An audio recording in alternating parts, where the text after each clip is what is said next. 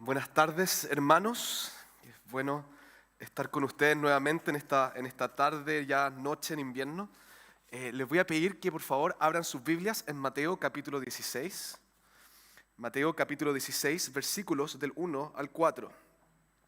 Mateo capítulo 16, versículos del 1 al 4. Y si ustedes están prestando atención a la serie de Mateo, que confío en que lo están haciendo, se dan cuenta que no hemos saltado algunos pasajes del capítulo anterior. Particularmente nos saltamos los versículos 29 al 31 del capítulo 15 y también los versículos 32 al 39. La razón por eso es porque son pasajes que tienen símiles dentro del Evangelio de Mateo. Es decir, hemos predicado ya pasajes muy similares a estos, entonces para seguir avanzando lo hemos saltado. No que esté bien saltarse cuando ustedes lean la Biblia por su cuenta, pero para que ustedes sepan que lo hemos hecho para mantener los temas y no estar repitiendo todo el tiempo lo mismo, ¿ya? Pero es importante que después ustedes lo revisen, lo lean y vean también cómo tienen sentido con el pasaje de hoy día.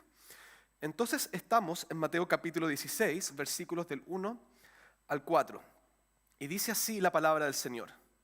Vinieron los fariseos y los saduceos para tentarle, y le pidieron que les mostrase señal del cielo. Mas él respondiendo les dijo: cuando anochece, decís, buen tiempo, porque el cielo tiene arreboles. Y por la mañana, hoy habrá tempestad, porque tiene árboles el cielo nublado. Hipócritas, sabéis distinguir el aspecto del cielo, mas las señales de los tiempos no podéis. La generación mala y adúltera demanda señal, pero señal no le será dada, sino la señal del profeta Jonás. Y dejándolos, se fue. Esta es la palabra de Dios para nosotros en esta noche. Vamos a hacer una oración más pequeña para continuar con la prédica.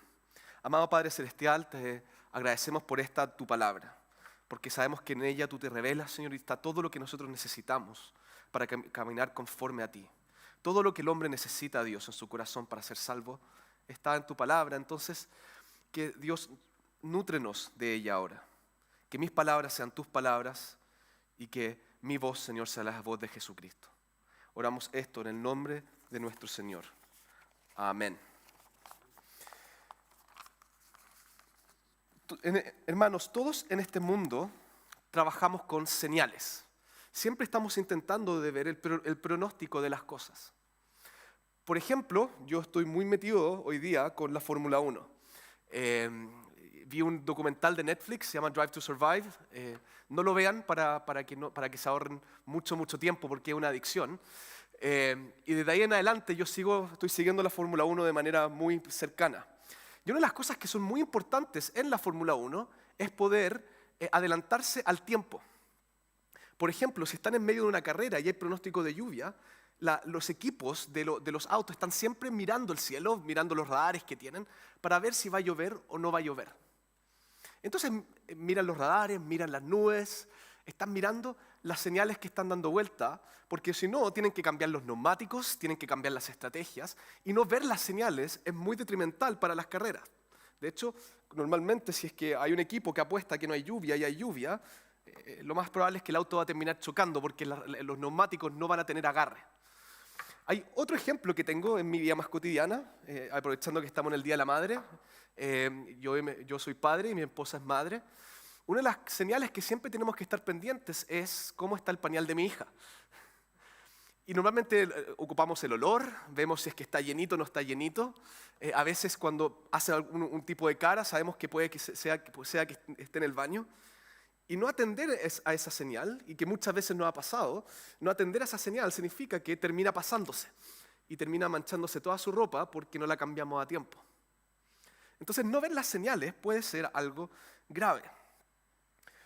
Todo lo que nosotros hemos estado predicando del Evangelio de Mateo ahora tiene que ver con las señales de quién es Jesús. Hemos estado viendo un montón de milagros. Un montón de sanaciones. Hoy día en la mañana que estamos predicando el Evangelio de Marcos, estamos viendo cómo Jesús sana a un leproso. Nosotros hemos visto cómo Jesús camina sobre el agua. Hemos hablado de cómo Jesús calma la tempestad, cómo saca demonios. Anteriormente, en los pasajes que nosotros nos saltamos, en los versículos 29 y al 31, vemos cómo la multitud viene a Jesús y Jesús los sana, uno tras otro. Y nuevamente, el pasaje justo anterior al nuestro, del versículo 32 al 39, tenemos que Jesús nuevamente hace una alimentación de una multitud. Esta vez fue un poquito más pequeño, fueron solamente 4.000 en vez de 5.000. Pero todas estas señales de Jesús, todos estos milagros, las enseñanzas, las cosas que Él está haciendo, responden a las promesas que se han hecho de Él hace mucho tiempo y que indican que Él es la persona que viene a salvar. Por eso el Evangelio de Mateo, y en particular el Evangelio de Mateo, pone tanto énfasis en los milagros y las enseñanzas de Jesús, porque quieren mostrarnos quién es Él. Y nuestro pasaje entra ahora en el versículo 1 con nuevamente los enemigos de siempre, los villanos de siempre, los fariseos y ahora los saduceos. Y vinieron los fariseos y los saduceos para tentarle y le pidieron que le mostrase señal del cielo. Los fariseos han tenido muchos ejemplos del poder de Jesús. De hecho, hemos visto como cada vez que Jesús hace un milagro, Jesús da alguna enseñanza, aparecen los escribas y fariseos, ahora también los saduceos, que es otra de las facciones que existen en el judaísmo, y están siempre ahí para cuestionar a Jesús. Están siempre ahí para intentar detentar a Jesús y hacerlo caer ya sea en alguna trampa y también cuestionar lo que Él está haciendo y enseñando.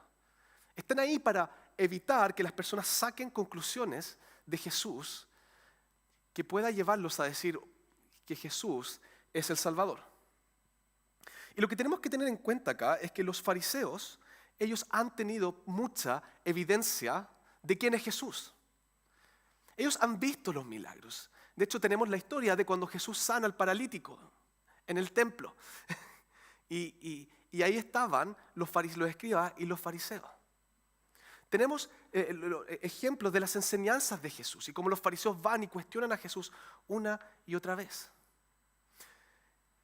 Y los fariseos son incapaces de entender quién es Jesús. No sé si recuerdan de qué predicamos, de qué prediqué la semana pasada. La semana pasada prediqué de la mujer cananita que vino a Jesús, una mujer que es extranjera, una mujer que no tiene por qué entender quién es Jesús. Pero ella sí entendió quién era Jesús. Y de hecho ya estaba dispuesta incluso a recibir las migajas de lo que Jesús tenía para ofrecer. Una mujer que no conocía el Antiguo Testamento, una mujer que no conocía las promesas. Aún así pudo ver las señales. Y en esas señales pudo entender quién es Jesús. Y acá tenemos a los maestros de la ley, a los maestros del Antiguo Testamento que están ciegos. ¿Ustedes creen que los fariseos y los saduceos acá están preguntándole a Jesús que les dé una señal? Porque ellos con una señal van a creer a esta altura. No. Porque ellos ya han visto todo lo que tienen ver. Y de hecho, por eso el versículo 1 nos dice, ¿por qué vinieron a Jesús? Para tentarle, para hacerlo tropezar, para encontrar algo que haga o diga Jesús y ellos puedan con eso desacreditarle. De hecho, tenemos un ejemplo del cual ya hemos predicado, que es cuando Jesús saca demonios. Los fariseos decían, saca demonios porque Él viene de Satanás, porque los demonios no van a salir a menos que venga alguien superior a ellos y les diga que tienen que salir. Entonces, ese es el propósito con el cual ellos están preguntando. Y acá viene un poco la enseñanza para nosotros. Hay personas, y el ser humano en su estado natural no es capaz por su cuenta de ver quién es Jesús.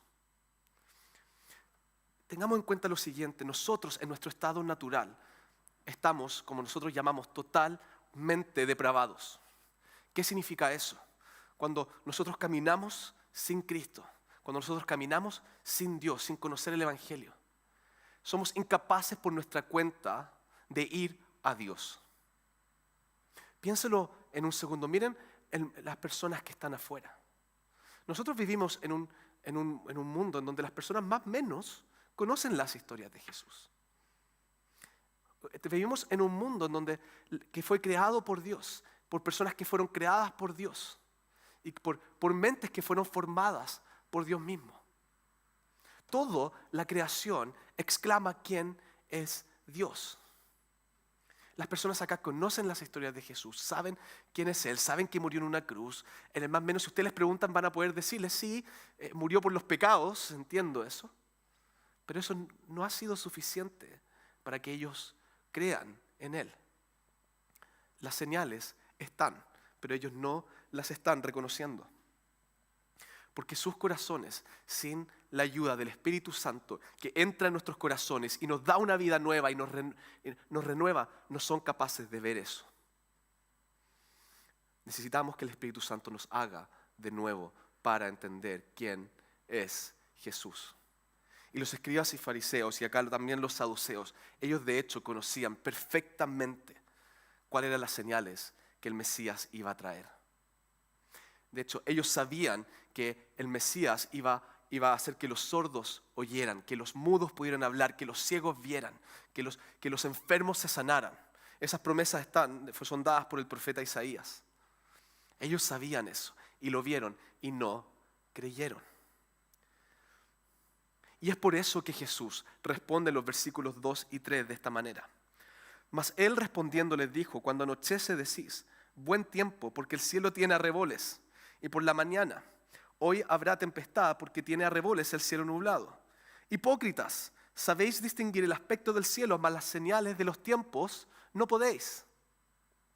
Es exactamente su incapacidad de ver señales lo que Jesús está criticando. Jesús está diciendo lo siguiente. Cuando nosotros miramos el cielo y vemos que vienen nubes oscuras, ¿qué pensamos? Que va a llover. Si vemos un cielo despejado, ¿creemos que va a llover? No.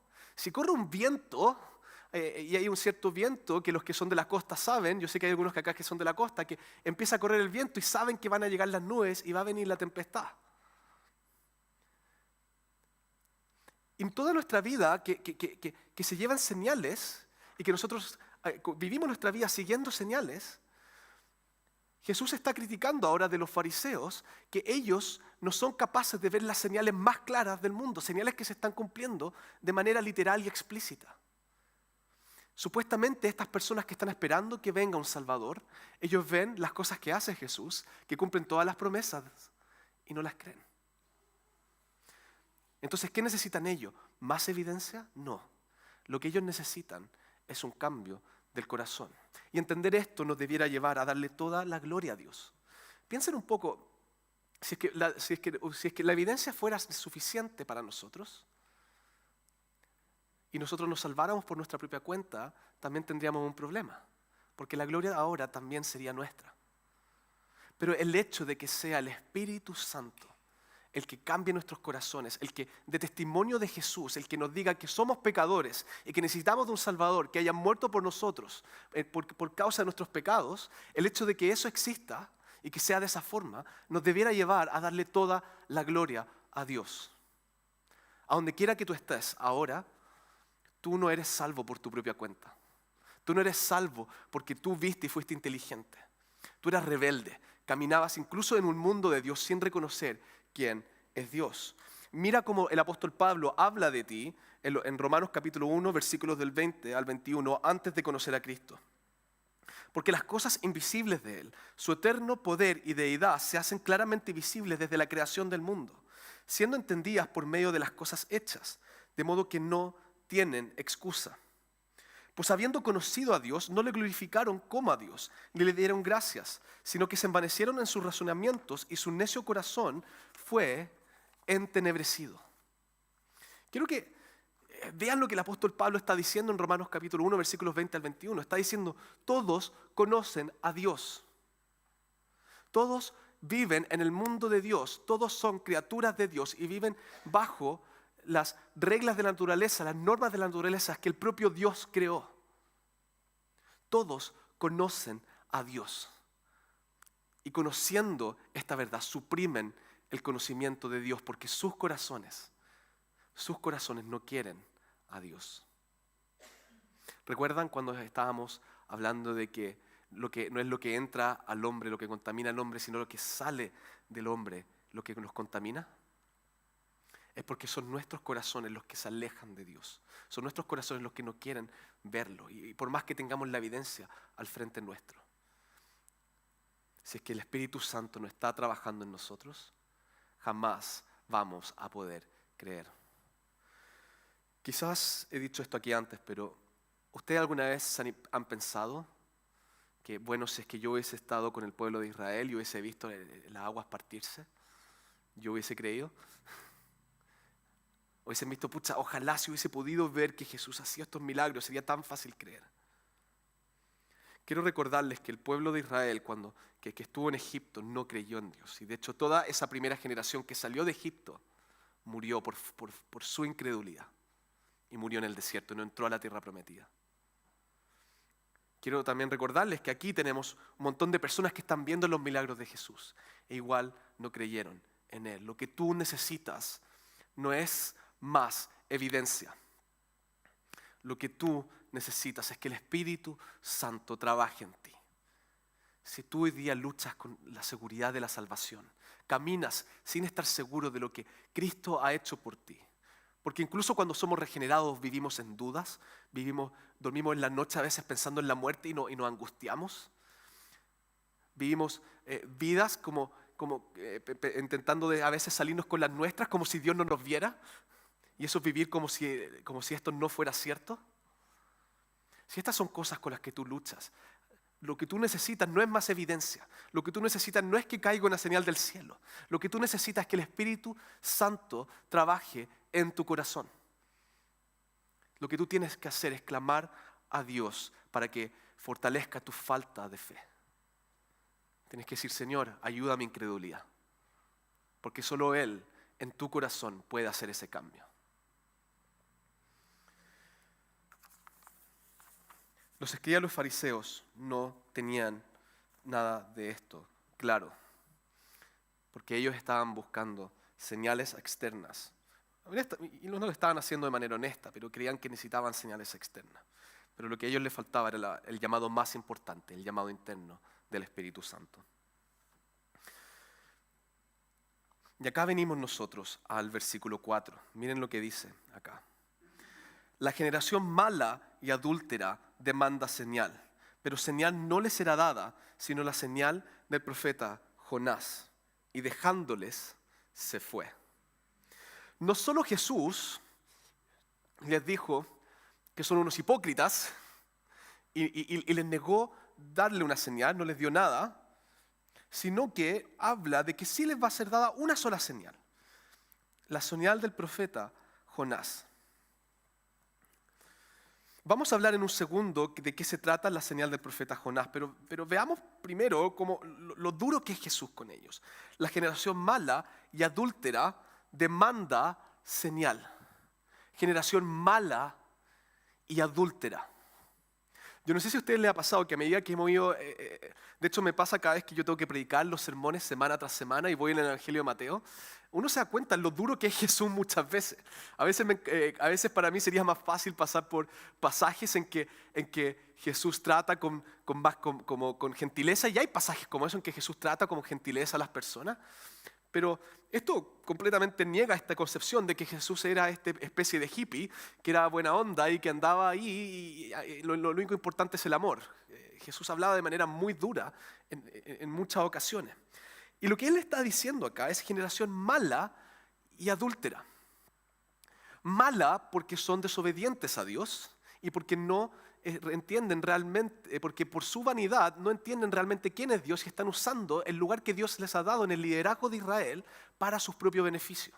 Esto es el caso de los fariseos y los saduceos. Pero adúltero, en el Antiguo Testamento, en el profeta Oseas, por ejemplo, se hace una analogía entre una mujer adúltera y el pueblo de Dios. En este caso, el Dios manda al profeta Oseas que se case con una mujer que es una prostituta. Y el profeta Oseas, y esta prostituta sale hacia afuera y se acuesta con otros hombres, y el profeta Oseas tiene que hacer el ejercicio de ir a buscarla y traerla de vuelta.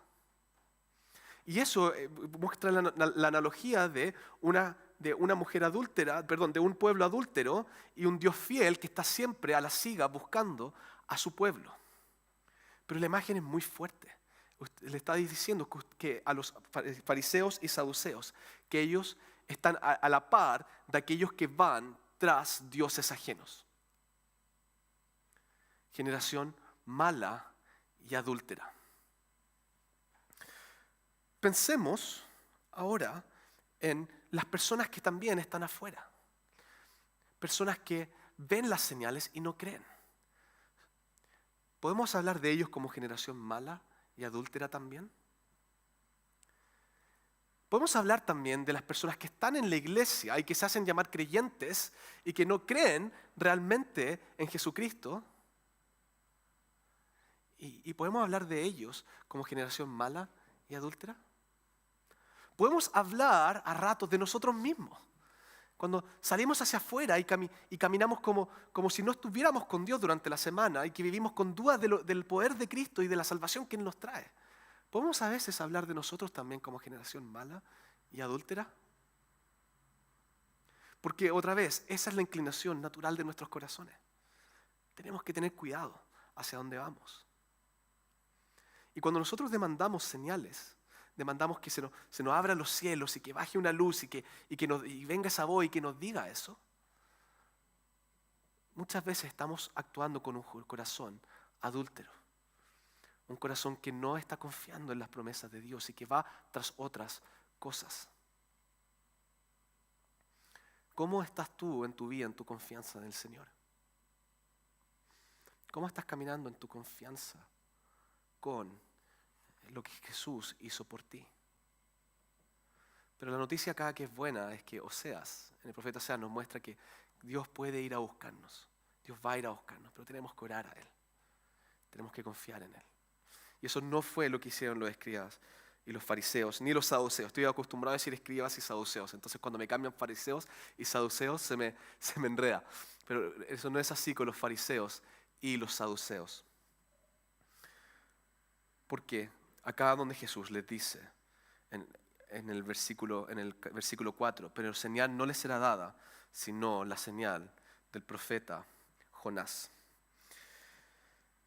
Esto es algo un poco enigmático, que si nosotros solamente leemos el Evangelio de Mateo, si leemos solamente el Evangelio de Mateo, si leemos la señal de Jonás va a ser dada, es algo que nos va a hacer quizás cuestionarnos de qué está hablando Jesús. Lo bueno, como ustedes saben, los evangelios son la misma historia contada desde distintas perspectivas. Y nosotros tenemos esta historia también en Lucas capítulo 11, versículos 29 al 32. Y en Lucas se nos deja en claro qué es esta señal de Jonás. Y les voy a pedir, por favor, que vayamos, tomen sus Biblias, a Lucas capítulo 11, versículos 29 al 32, para que veamos desde ahí mismo qué significa la señal de Jonás. Lucas capítulo 11, versículos 29 al 32.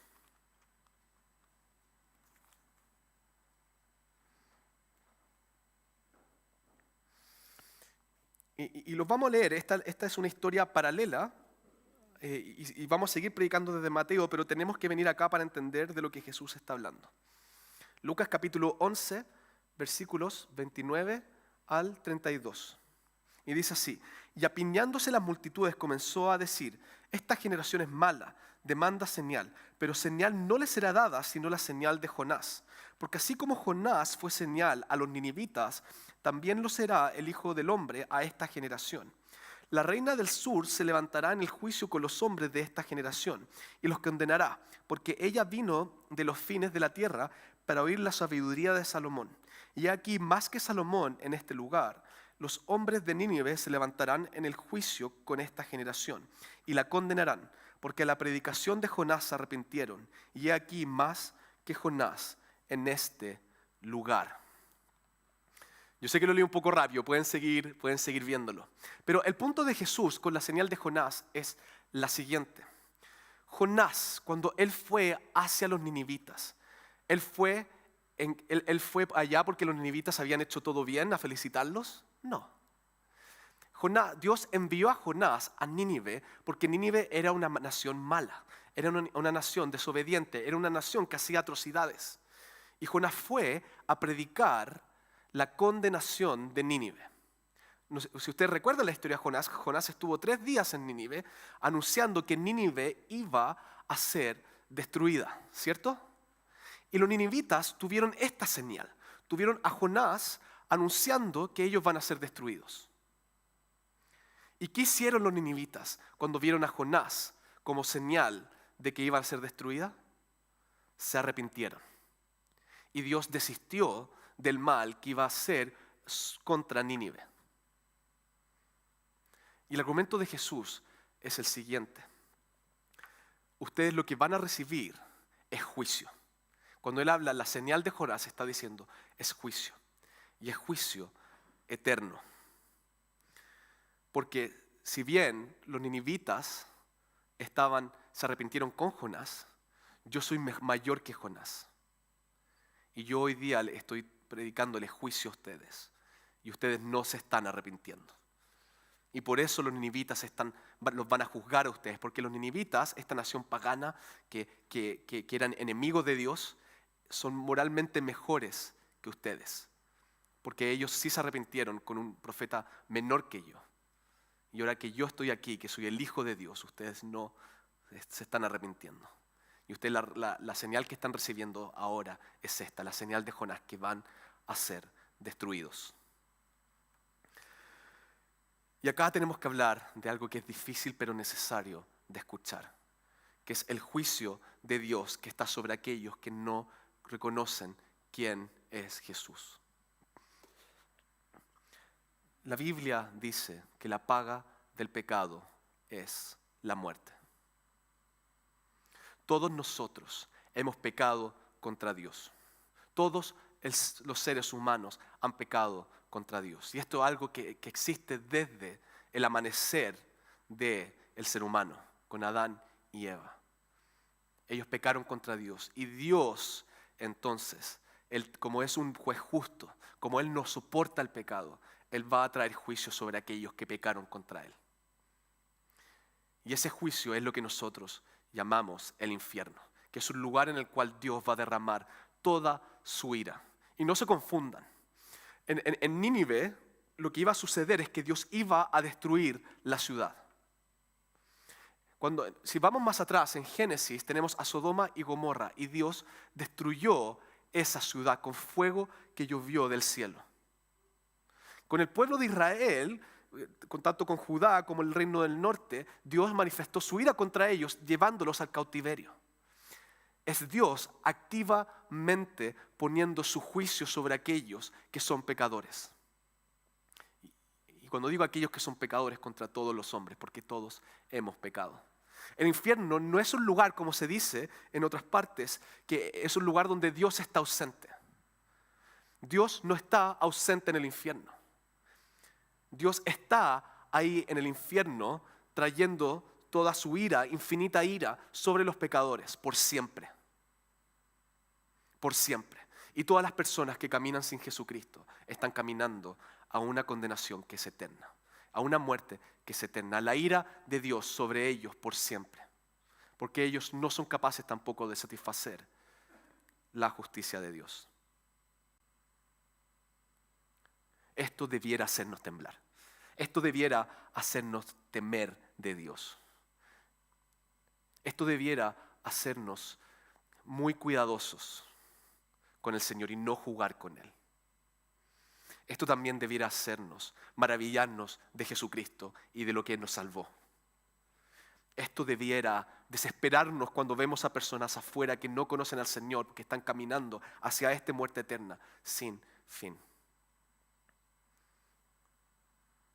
Cualquier sufrimiento que conocemos en este mundo, cualquier sufrimiento que ustedes se puedan imaginar, cualquier condenación dura, les aseguro que el infierno es mucho peor que eso. Y esa es la señal que están recibiendo los fariseos y los saduceos, la señal de juicio. Y el llamado cuando hay juicio es: arrepiéntete, arrepiéntete, tórnate de tu pecado y anda al Señor clamando por misericordia, porque Él da misericordia en abundancia. Porque todavía es tiempo, todavía es tiempo. Todavía podemos ir al Señor por misericordia. Todavía la salvación está siendo ofrecida.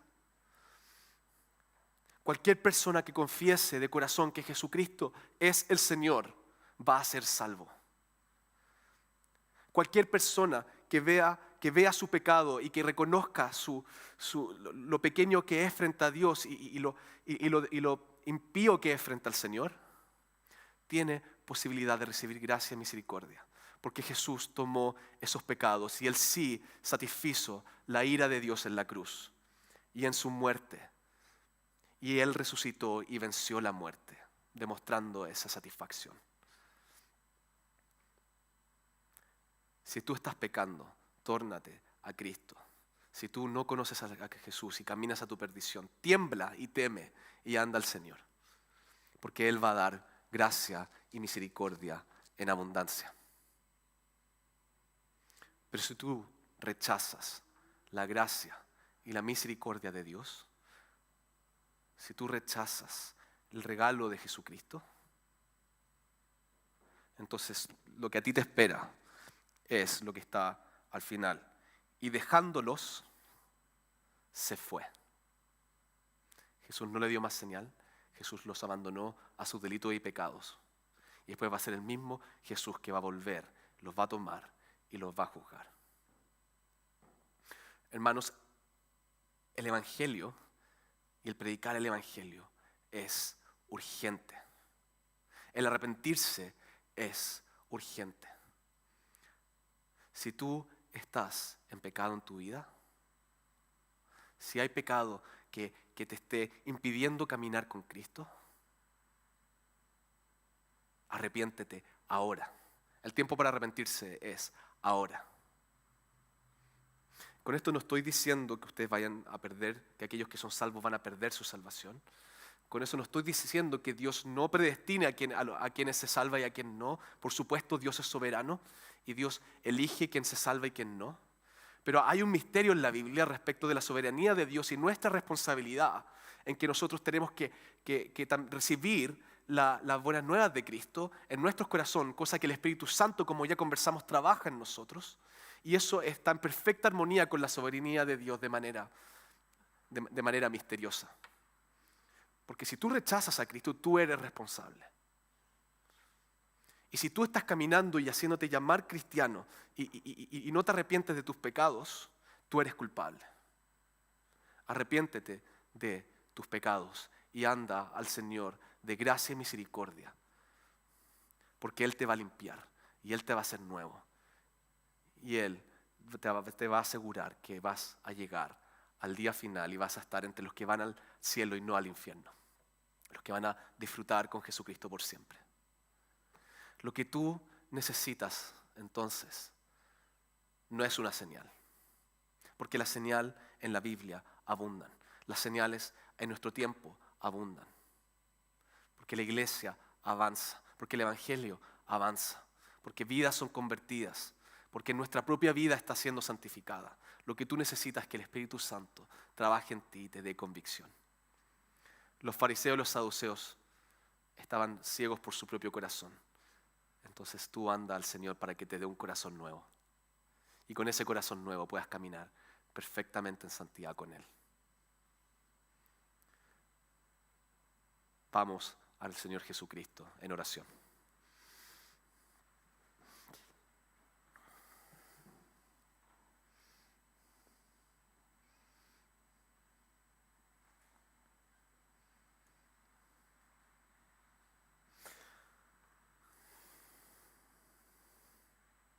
Señor, perdona nuestra incredulidad. Perdónanos, Señor, porque incluso a aquellos que te confesamos, Dios, caminamos en nuestras vidas como aquellos que no te conocen. Buscamos hacer nuestra propia voluntad y no la tuya.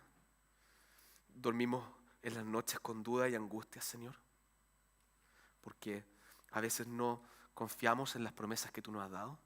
Vivimos como si en esta vida, Dios, estén los tesoros que tenemos que buscar. No vemos porque no confiamos en los tesoros eternos que tienes para nosotros. Perdónanos, Señor, porque seguimos insistiendo en nuestros pecados, Señor, porque seguimos insistiendo en aquellas cosas que llenan la carne, Señor, pero no llenan el espíritu. Y, Señor, ahora que vemos tu señal, Dios, señal de juicio, pero también de gracia y de misericordia, que el Espíritu Santo esté en nosotros, tomando estas señales, Señor, y trayéndonos la convicción de que tú eres quien salva. Dios, ayúdanos a tomar todo este pecado que está sobre nosotros, toda esta incredulidad, Señor, y ponerla en la cruz, Señor, y matarla ahí, Señor. Y que confiemos, Señor, que en tu resurrección esos pecados ya no tienen más poder sobre nosotros, ni la muerte tiene poder sobre nosotros. Ayúdanos a dormir tranquilo por las noches, Señor, porque somos tus hijos y tenemos vida eterna. Oramos, Señor, por aquellos que están afuera, que viven en tu mundo, Señor, que te conocen, pero suprimen la verdad.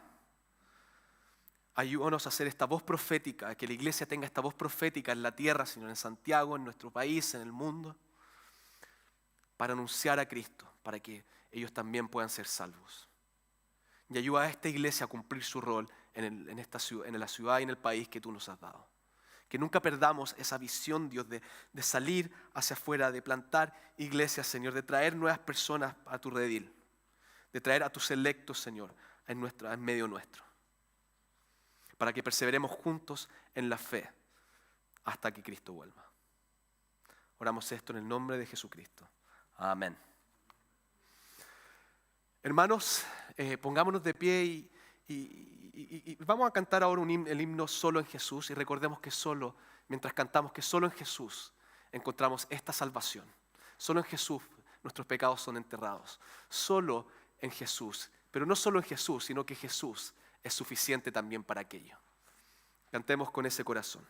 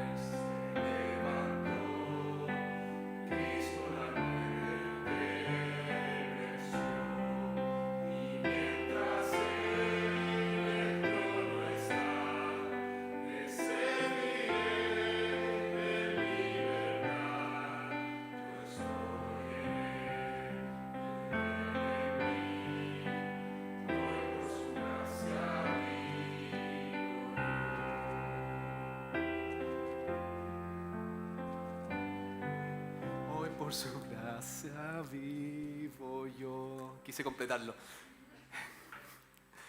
Hermanos, reciban la bendición del Señor.